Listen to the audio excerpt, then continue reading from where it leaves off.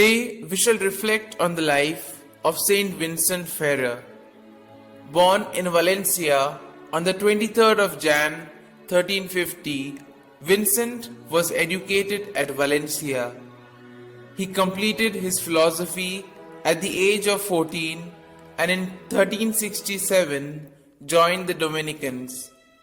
Thence his rise in career and fame was rapid.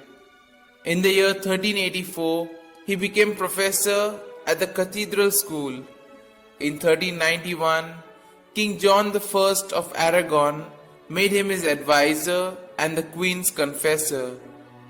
When Cardinal Pietro de Luna, 4 years later, ascended the papal throne as Benedict XIII, he called Vincent to Avignon as his grand penitentiary and confessor, and in 1399 made him a legate a Lateran Christi with full powers to preach penance and prepare the faithful everywhere for God's judgment. This Vincent made his mission for the remaining 20 years of his life. Traveling back and forth, mostly on foot and poorly clad, throughout France, Switzerland, Italy, Spain, Germany, England, and Scotland, his well-prepared sermons drew throngs of people so huge that no church could be found large enough to hold them, and he had to address them in public squares.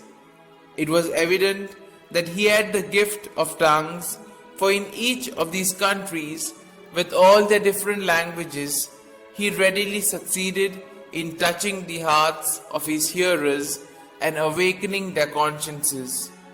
Indeed, so powerful was his preaching that he frequently had to pause to permit his listeners to recover from their weeping.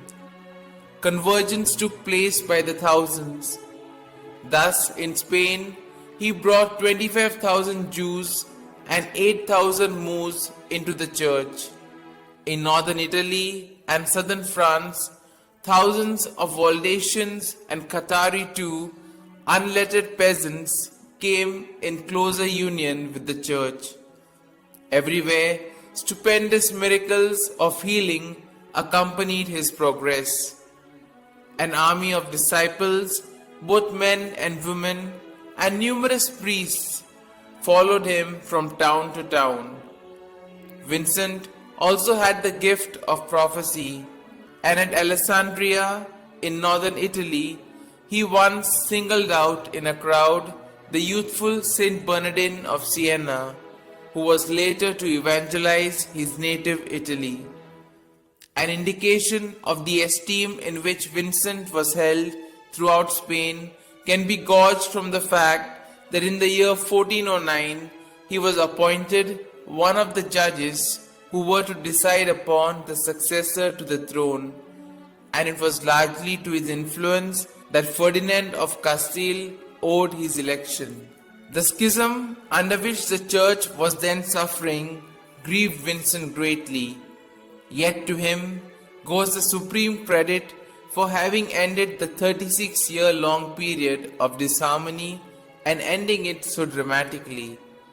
Having decisively concluded that Benedict XIII was the anti-pope, Vincent did not hesitate to urge him, a personal friend of long standing, to resign in favor of Clement VII when that seemed to be the best course of action in the interest of the church unity, but to no avail.